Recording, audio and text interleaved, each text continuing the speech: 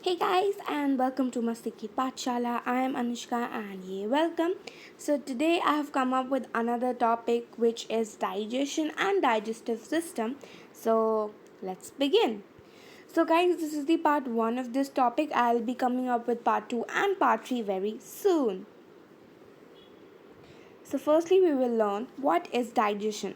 Digestion is the process of breaking down of food that we eat from complex substances to simpler substances. So, when we eat something, when we eat our food, it gets digested. So, this it's basically a process which converts the complex substances of the food that we eat into simpler substances. So there are basically 5 steps of nutrition or digestion. Number 1 is ingestion, which is basically the intaking of our food or eating the food. Number 2 is digestion, which is the breaking down of food.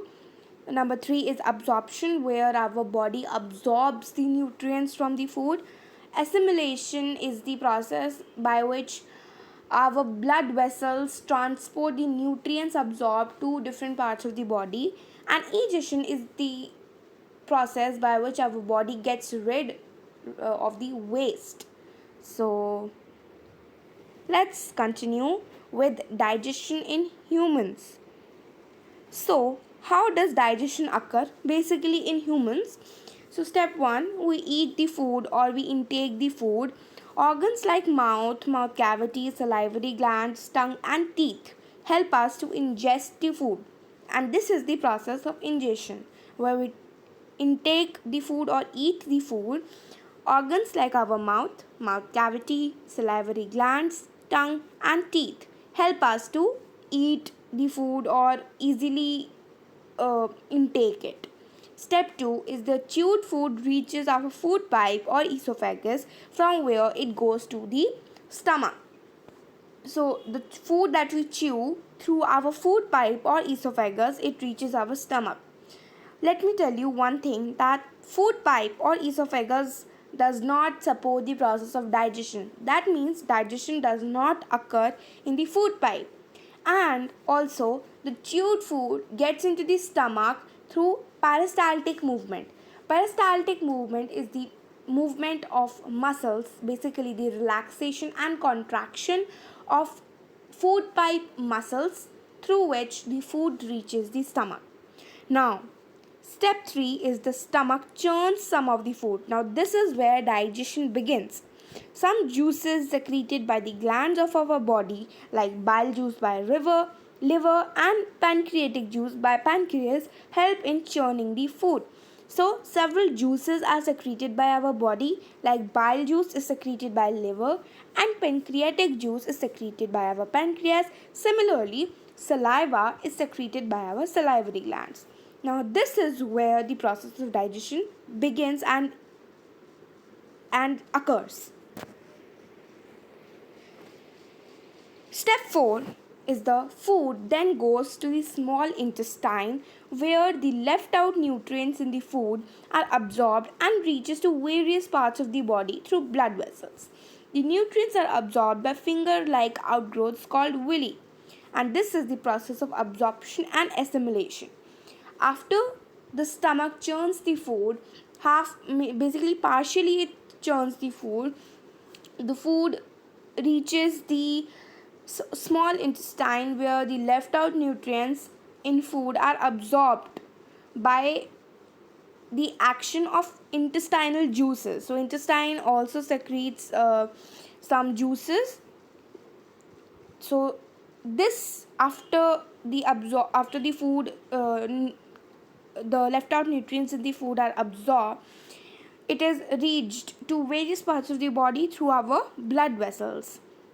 The nutrients are absorbed by finger like outgrowths. So there are some finger like outgrowths in our small intestine which help in the absorption of food, basically nutrients, which are called villi. Step 5 is then the food, basically which is the waste, reaches the large intestine. The waste food remains in the rectum of the large intestine. Our body ingests the waste from time to time through anus. So the food, after the small intestine does its work, it reaches to the large intestine, the waste material. The waste food remains in the rectum. Rectum and anus are two parts of the large intestine. It remains in the rectum for some time. Basically, it's a storage area where the waste is stored. Our body digests the waste, gets rid of the waste from time to time through anus, and this is called egestion. So this was step by step digestion process in humans. So let me show you some parts of our digestive systems from the beginning.